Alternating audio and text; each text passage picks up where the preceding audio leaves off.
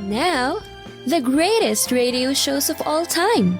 Suspense. The Shadow Node. Washington calling David Harding, Counter Spy. Classic radio theater. The Great Gildersleeve. Fibber McGee and Molly. Dragnet.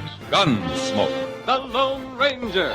Now, step back into our time machine with your host, Wyatt Cox. Good evening, friends of the Inner Sanctum. An episode of the program that CBS tried to put up against Dragnet, and that was The Lineup. This episode was originally broadcast July 27th, 1950, and this is entitled The Paradise Murder Case. Ladies and gentlemen, we take you now behind the scenes of a police headquarters in a great American city, where under the cold, glaring lights will pass before us the innocent, the vagrant, the thief, the murderer. We take you now to The Lineup.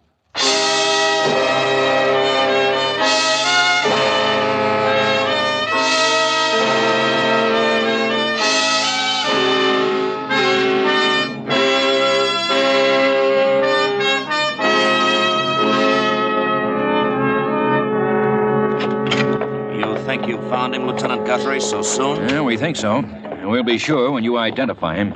Sit here, Mr. Weber. Thank you. I have never been at anything like this before. Never. What will I have to do? What am I supposed to do? Will I have to face him? It'll all be explained to you in just a moment, Mr. Weber. The lineup's a new experience for most people, and It certainly is for me. I'm assaulted and robbed and threatened with murder, and May I have your the very attention, next please? morning you found it. You people out there on the other side of the wire in the audience room, Who's may I that have your man? attention? That's Sergeant Greb. He's in charge of the Thank you. lineup. My name is Greb, Sergeant Matt Greb. I'll explain the lineup to you.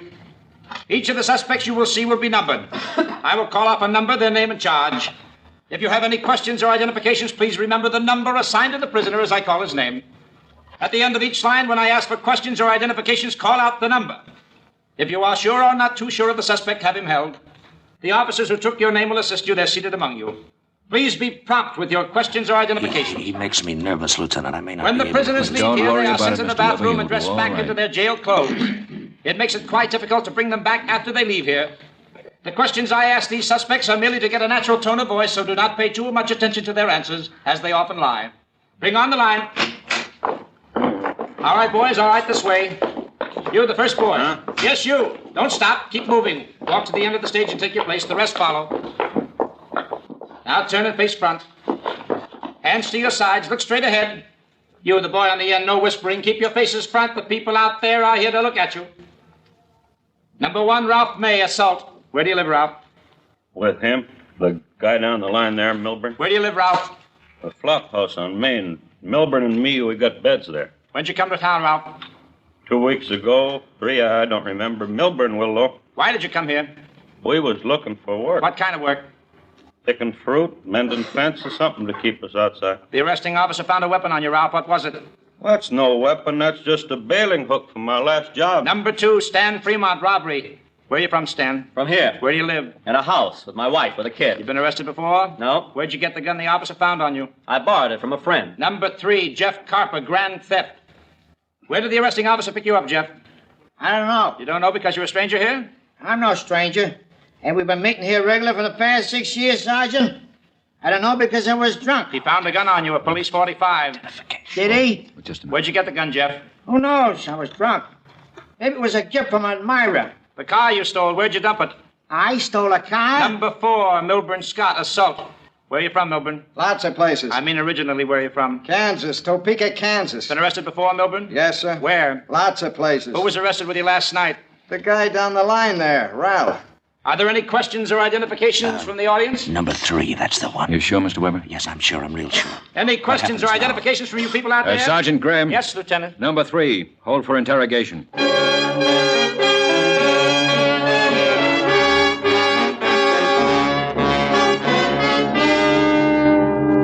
Back again, Carper. You were sitting in that chair last week, too, weren't you? The week before. Don't get too eager, Lieutenant. Carper, you know what this folder is I've got in my hand? Sure, you wave it at me every time. The record of me versus police. The record of you versus the police. May 1937, conviction of petty theft, 1 year. January 1939, conviction of robbery, 3 years. August 1943, Suspicion of assault. No conviction, Lieutenant. September 1943. Suspicion Oh, of... now, Lieutenant, that's one I don't like to hear about. Embarrassing. A man your age it ought to be. What was I yanked out of the lineup for this time? Grand theft. Intent to do great bodily harm. Mr. Weber said murder. Now, wait a minute. Maybe we can throw in a kidnapping charge, too. Wait a minute.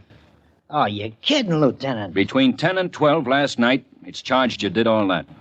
How much does those charges add up to? I mean, the total. With your record, you could get 20 years, easy. 20 years, huh? Hey, what about slugging a guy and taking $4 from his wallet? What are you talking about? Jackrolling, roughing up and stealing. Between 10 and 12 last night, that's what I was doing.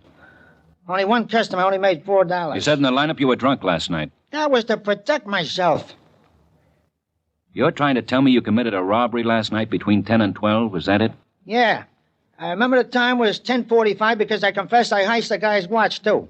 $1 watch, I give it back. What guy? Put down on the record I'm cooperating this time. When I emptied the Fink's wallet, I saw the name Lionel Austin. Lives someplace in Clover Avenue. You check, huh? Well, we will. Matt? Yeah? Matt, get in here. Yeah, what is it, Ben? Man named Austin, Lionel Austin. He lives on Clover Avenue. Yeah, on Clover Avenue. Find him. I want to talk to him. Yeah, find him. Lieutenant wants to talk to him. This Austin can get me off for only 2 years.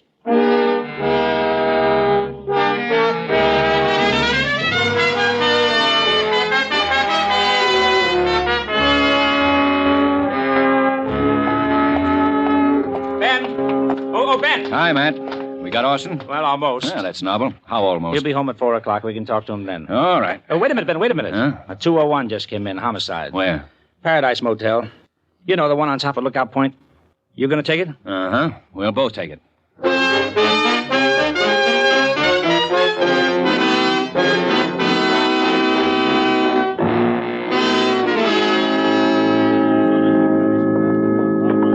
Hi, Ben. Matt. Hi, Doc. Hi. Well, you got here fast, Dr. Lynn. Why shouldn't I? I win my cigars that way. From you, from... I even beat the camera boys this time. That makes several cigars. Did you examine the body? Stabbed in the throat. Good, clean job. Mm-hmm. When? Oh, a long time ago. Long time. How long ago, Doc? 14, 16 hours ago. Maybe between 10, 12 last night. That'd place it between 10 and 12 last night. Who was he? I don't know. But that's his wife standing over there looking out the window with her back to us. I asked her. She told me she was his wife. Kind of pretty, isn't she? Pretty. Mrs. Please, we want... We're detectives. This is Sergeant Matt Grebb. I'm Ben Guthrie. Try not to be frightened now. I'm not frightened. I was just looking at the lake, the view, and he touched my shoulder so easy like it startled me. The man lying on the bed. He was... My husband, Charles Jordan. I'm Letty Jordan. I met Charles when he was driving through my hometown. That was 8 years ago. I was Letty Arnold then. I worked in a drive-in. Mrs. Jordan, tell us how this happened. I don't know.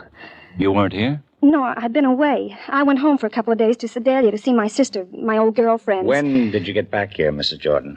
This morning? Last night? It was only just a little while ago. I'm the one who found him like that. I'm the one who called you policeman. Well, tell us how you found him, Mrs. Jordan.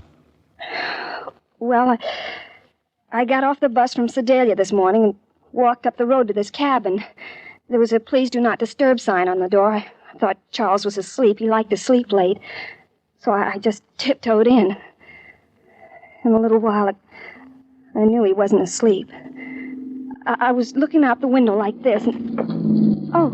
What is it, Mrs. Jordan? Oh, nothing. I just recognized my friend in that car. My friend, Mr. Weber. Weber? Oh, that's Robert Weber. Oh, you know Mr. Weber? Yeah. Yeah, I do. Matt, will you talk to Mrs. Jordan? I just remembered something. Yeah, sure, Ben, sure. Go ahead.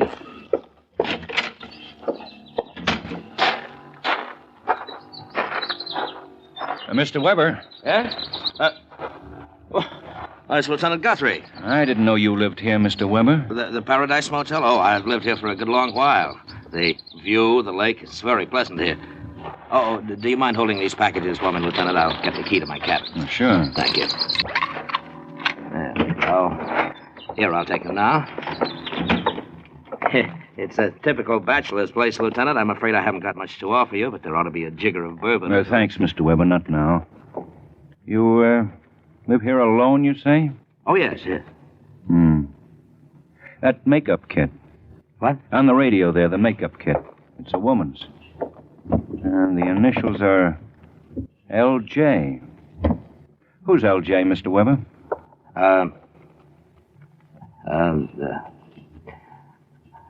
I won't lie. If it's important for you to know, you'd find out anyway. Look how fast you found it. L.J. stands for Letty Jordan. How long have you known Mrs. Jordan? Letty? Oh, about 6 months, ever since she came here to Paradise Motel. You made friends with her and her husband? Well, with Letty, I hardly noticed the husband. You know how it is. Living in Paradise alone, you notice a girl like Letty. You try to make friends right off. What time were you held up last night, Mr. Weber? What? Oh, I told you, sometime between 10 and 12. Why? Why do you say between 10 and 12? Couldn't you be more specific? No, I couldn't. I left here around 10. The radio said it was 10. I went for a drive. And then that man I identified waved a gun at me, stole my things, my watch and everything, my car. I had to walk back, and it was 1 in the morning then, so it had to be between 10 and 12 sometime. Between 10 and 12. Eh, Mr. Weber? Yes, that's what I said, between 10... Why do you keep asking me that? Who's the criminal? I'm the one... A man who was murdered last night, Mr. Weber. Mrs. Jordan's husband, Charles, last night. Between 10 and 12, the coroner says. Letty's husband.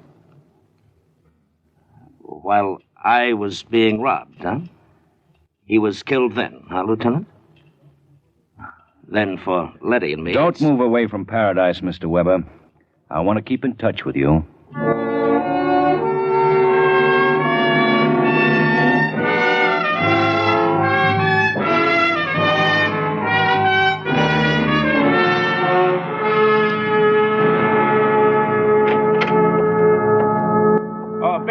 Come in, Matt. Come in. Sit down. You know what I think? I know. What I've been thinking, too. Only let's not jump at things, Matt. You figure Robert Weber's the murderer, don't you? Uh-huh, sure. Maybe. Look, Ben. Robert Weber drives his car out of town, abandons it. Reports to the police that between 10 and 12 last night, he was forced to drive his car out of town at the point of a gun. Had to hitchhike back. Go on. Then he comes to the lineup. Waits until a suspect with a known criminal record is questioned. Picks Carper, a suspect who can't account for his movements last night. So Mr. Weber points a finger at Carper and says him. That's the man. Tricky. Yeah, tricky. Also the way it happened. I told you, let's not jump at it. Okay. No jumping. But admit it, Ben. It makes sense. Mr. Weber. Especially Mr. Weber. The way he made certain time was established. How many times did he mention the hours between 10 and 12? Oh, lots of times. And his motive. The old line. The classic. He's in love with another man's wife. Yeah, motive's there, all right. Well, start from there, Ben, with the motive. Man wants other man's wife. Kills man. Now, get an alibi. Weber does. Says he's being kidnapped, robbed, threatened at the time of the murder. Even tells us who does it. Jack Carper. Oh, brother. Well, let's not worry about it, Matt. We can prove it. Let's do it, huh? Well, we've got to wait an hour for Mr. Lionel Austin to get home. Yeah, if Austin confirms he was rolled by Carper at 10:30 last night, we've got a murderer. Name Robert Weber. Imagine the guy. Picking out a man in the lineup for an alibi. Saying he was being worked over by Carper at the time of the murder. Weber's a killer. A clever killer. Now, take it easy, Matt. We'll find out in an hour.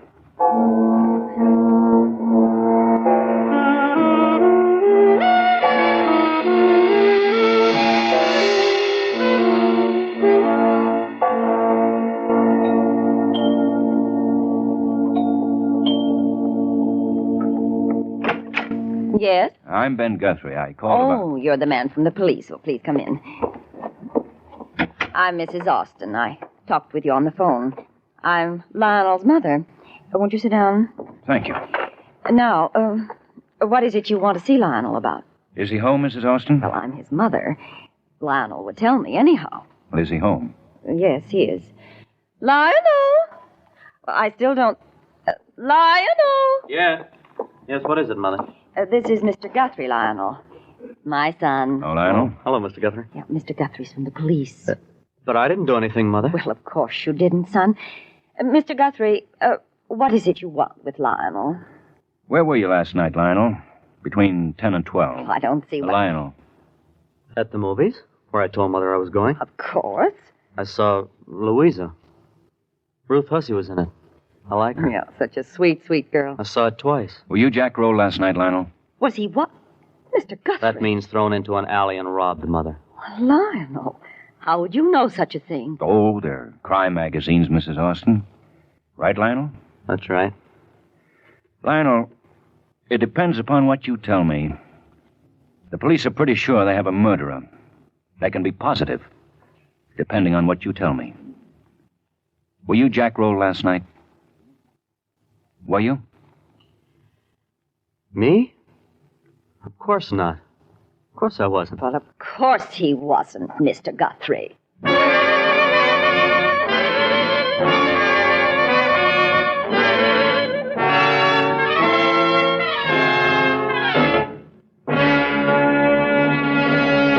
July 27th, 1950, the lineup on Classic Radio Theater with Wyatt Cox.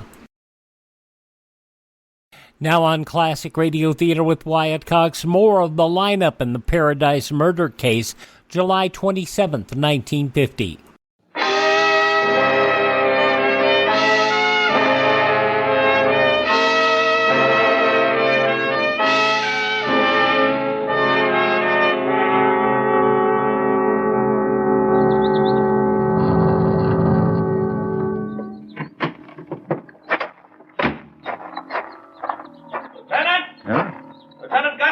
Where are you? Up here, Lieutenant. The dirt road to the left of the motel. That is, if you're looking for me. I am, Weber. I am.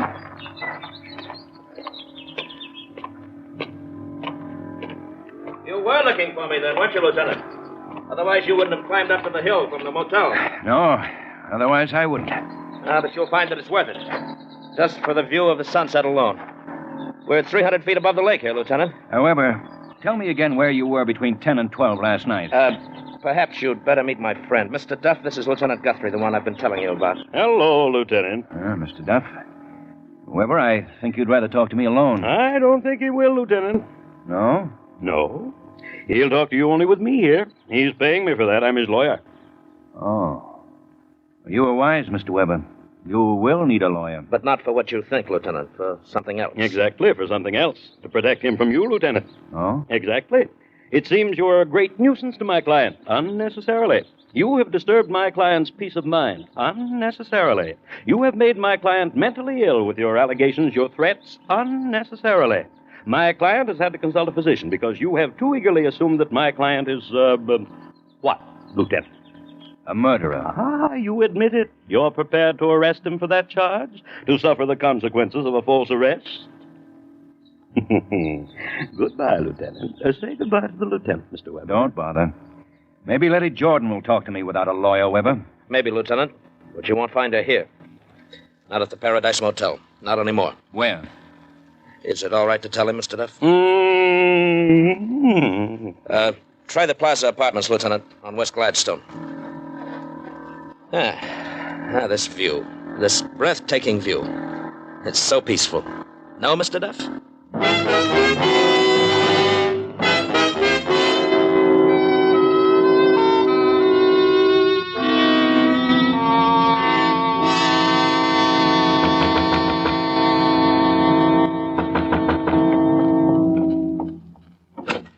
Yes? Oh. Please come in, Mr. Guthrie. Thank you. Mr. Weber told me where to find you. I wasn't trying to run away. You could have gotten the information from the motel office. I left a forwarding address. You don't have to talk to me like... I wasn't making a point of it, Mrs. Jordan. I just wanted you to know how I found you. I moved here because... Maybe you could have lived in that motel after murder's been done there. Not me, not after what I realize that. I'm sorry. I didn't mean to upset you. Stay in that motel. You couldn't have grieved too much, Mrs. Jordan. I didn't say anything about grieving, did I? A dead man's been in a bed ahead of me. I'm a woman. I know. Squeamish. Now let's talk about the same thing. Let's talk about Robert Weber. I don't have to. How does it feel to be the reason why a man has killed another man? How would I know? You'd know. Weber killed your husband on account of you, Mrs. Jordan. Robert thinks I'm attractive, if that's what you want to know. I didn't ask you that. What's wrong if he thinks I'm attractive? Just because I'm married? No. No, then what? How did you feel about Weber? Just because I'm married, does that mean I can't feel some way about somebody? That doesn't mean I did something about it. I saw your makeup get in his cabin at the motel. Ooh, CBS's The Lineup from July 27th, 1950, the Paradise murder case. We'll have the conclusion following these important words, and another episode of Claudia when Classic Radio Theater with Wyatt Cox continues.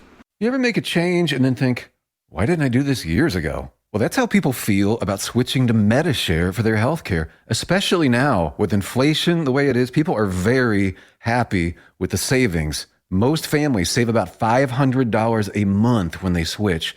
It's a huge help when prices are going up so fast in so many other areas. And MediShare's customer satisfaction rate is double that of health insurance. It's just a different experience, and people really like that. MediShare is an alternative to health insurance. It's a community of Christians who share each other's healthcare bills, and it's been going strong for over 25 years. It really is the gold standard, the most trusted name in healthcare sharing. Find out why people love it, find out why they rave about the customer service, and find out how good it feels to save some money right now. They're super easy to talk to. Here's the number, 833-34-BIBLE. That's 833-34-BIBLE, 833-34-BIBLE.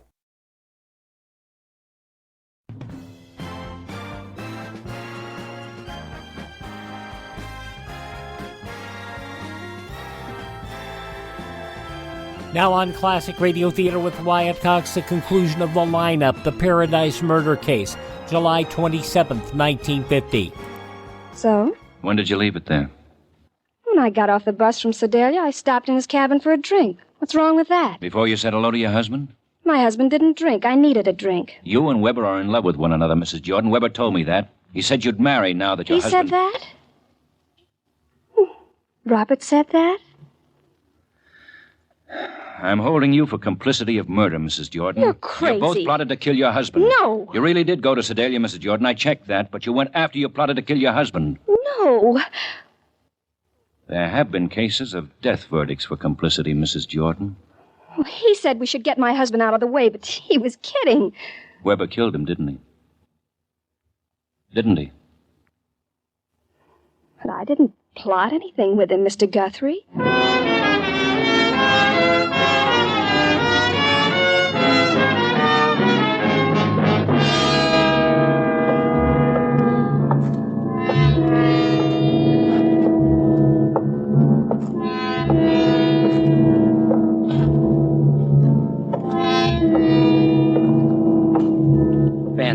Sit down.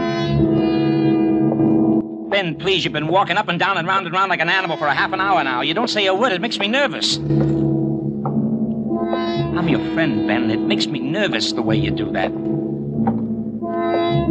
I'm your friend, Ben, please. Weber killed Charles Jordan, didn't he, Matt? Uh-huh. You know he killed him. Well, don't tear my head off. I said uh-huh. Weber's girl, Letty, confessed he planned to kill her husband. Uh-huh. So he murdered her husband so he could have Letty to himself. Uh-huh. We could pick him up, charge him, try him, execute him because he's a murderer. We could do that, but we can't. He's got an airtight alibi.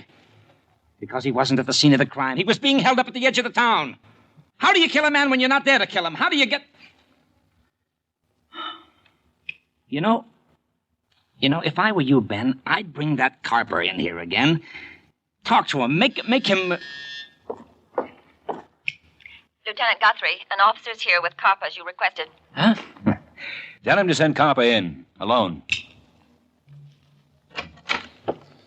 Now, look, fellas, I confessed, I cooperated. I like you guys very much. You've become very dear to me. But why do you break up my canaster?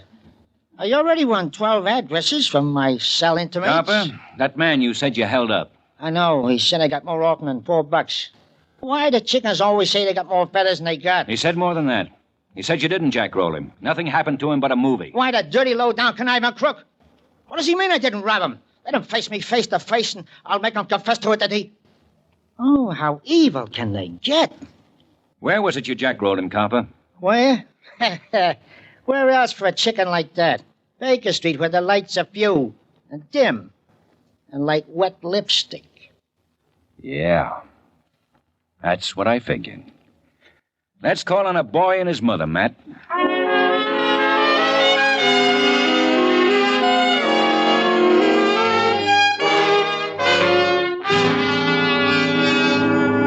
I don't understand, Mr. Guthrie. No, I don't understand it at all. Why you should come around here at nearly 10 o'clock at night. All you want to do is persecute my son. The lieutenant asked you a question, Mrs. Austin. Where is Lionel? He's upstairs with his ship models. Please call him. I will not. He needs his relaxation before he retires. Ben. Yeah, Matt. Go get him. Don't you dare. Don't you dare. What is it, Mother? What's wrong? Lionel, You nothing... better come down, Lionel. It's the police.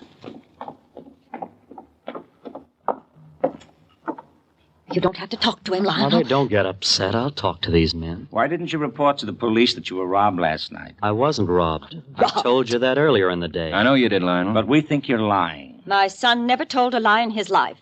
Not in front of me, anyway. Lionel, the man who robbed you, he was heavy set, wasn't he? Rough features, poorly dressed. I don't know what you men are trying to do. Mother, Are you afraid to tell the truth in front of your mother? Well, if he was robbed, why shouldn't he have told the truth? He certainly would have told me about it. Wouldn't you, son? Of course. Lionel, why don't we go someplace? You, Sergeant Greb, and myself, and we can talk this thing out. Well, my son has no secrets from me. All right. Tell us what your son was doing down on Baker Street last night. Well, he went to the movies. The theater's not on Baker Street. He went to the movies, all right. He said he saw the picture twice. But you didn't, did you, Lionel? You saw the picture once. It let out at 10 o'clock. That left you 2 hours to roam around Baker Street. Lionel, what is this Baker Street? What's there? Mother, Mother... Don't stammer. Answer me. Go ahead, answer me. Burlesque houses. Bars. A man doesn't have to know a girl to talk to her on Baker Street. Does he, Lionel? Were you there, Lionel? On this Baker Street? Were you there? Answer me. Answer me. Lionel, answer me, answer me, answer me. Mrs. Austin. It's all right, I'll answer her. Mother, listen to me. What the man is saying is true. I was on Baker Street last night. I did meet a girl, and we had some drinks, and after that I was robbed. And I'll tell you something else, Mother. Last week I was there, too. I met another girl there. Let's go, man. That'll make you suffer, won't it, Mother? Now you've really got something to suffer about, haven't you, Mother?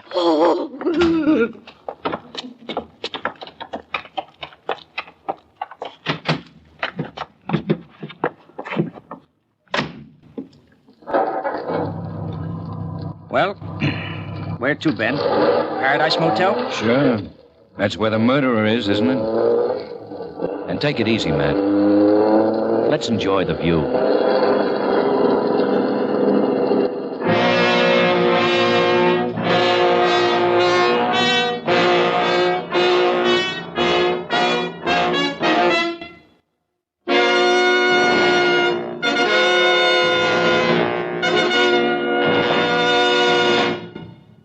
The Lineup was produced and directed by Elliott Lewis, written by Morton Fine and David Friedkin, and stars William Johnstone as Lieutenant Ben Guthrie and Wally Mayer as Sergeant Matt Greb. Music was composed and conducted by Eddie Dunstetter.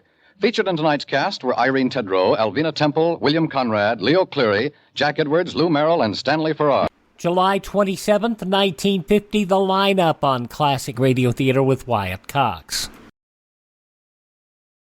Now on Classic Radio Theater with Wyatt Cox, an episode of Claudia. This episode of the soap opera originally broadcast July 27th, 1948.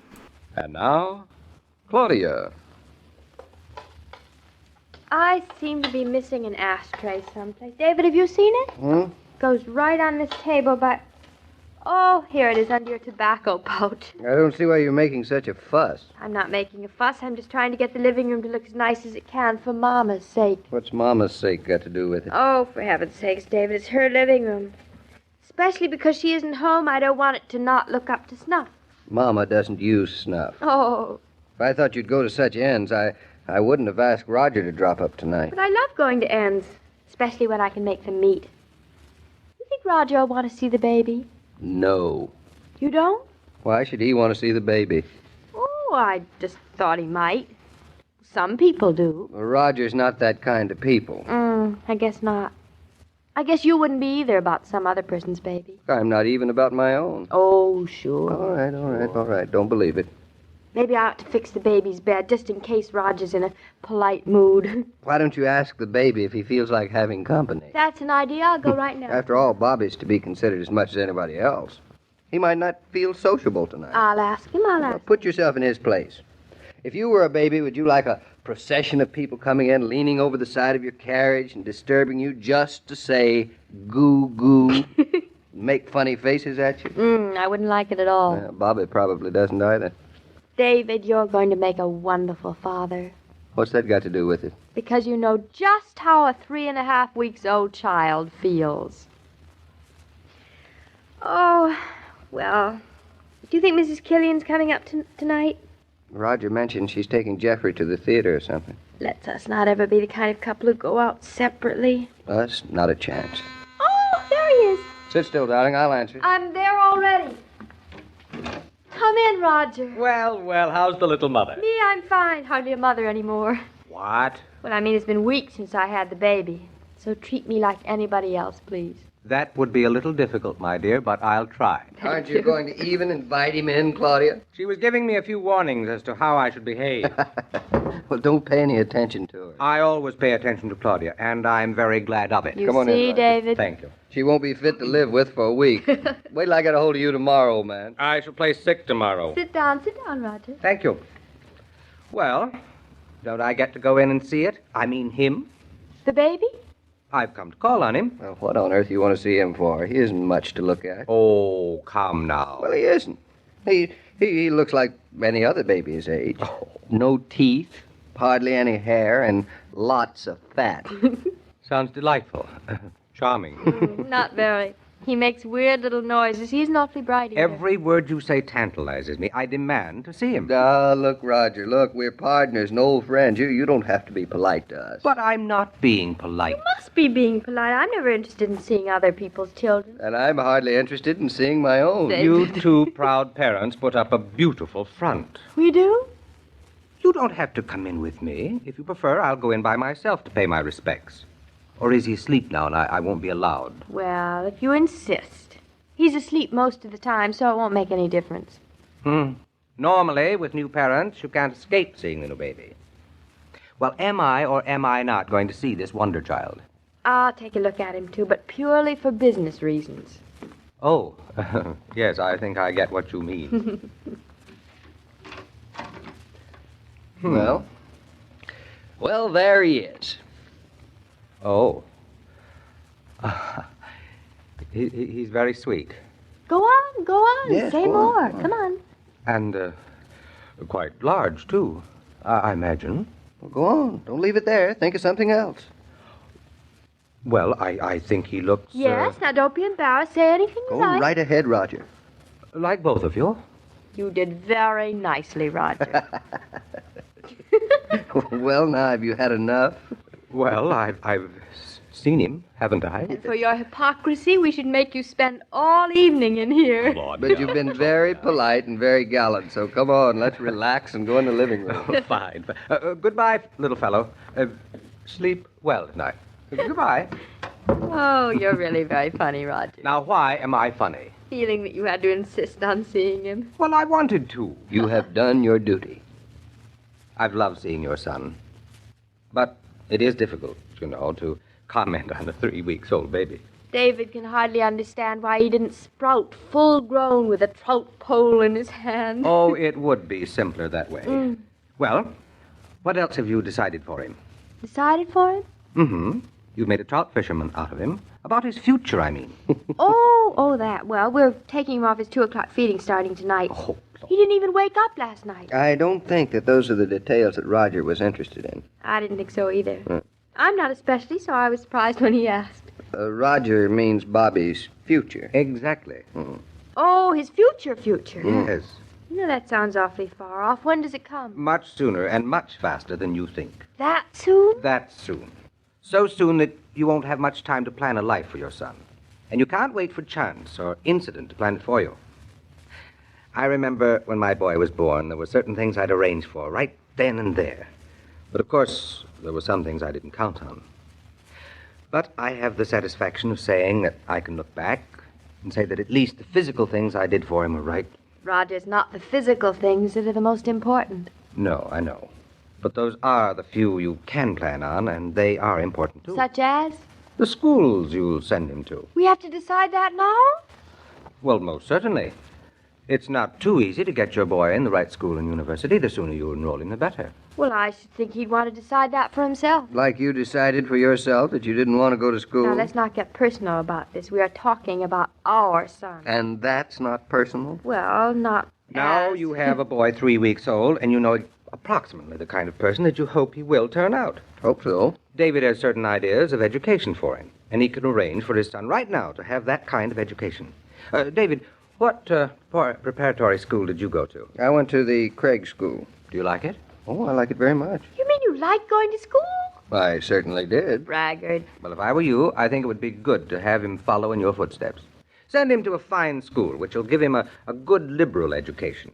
Give him the opportunities for knowledge that you want him to have. I'd enroll him at Craig tomorrow.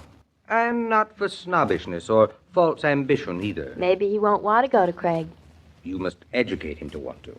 If he loves his father, He better had. He'll want to do as he did. Of course, David, you're a Harvard man. I would enroll him in Harvard tomorrow. If it were me, I'm not sure I'd like to be told at the age of 3 weeks that I was going to go away to prep school and then to Harvard and so forth and so on. You don't tell a boy that. You bring him up with those ideas. It's a sort of insurance as to the kind of person he'll become. I know what Roger means, darling. I know, but I want Bobby to have his own hopes and his own ambitions and his own desires. For all I know, he might not be interested in going to college. Why, lots of wonderful people have never been to college.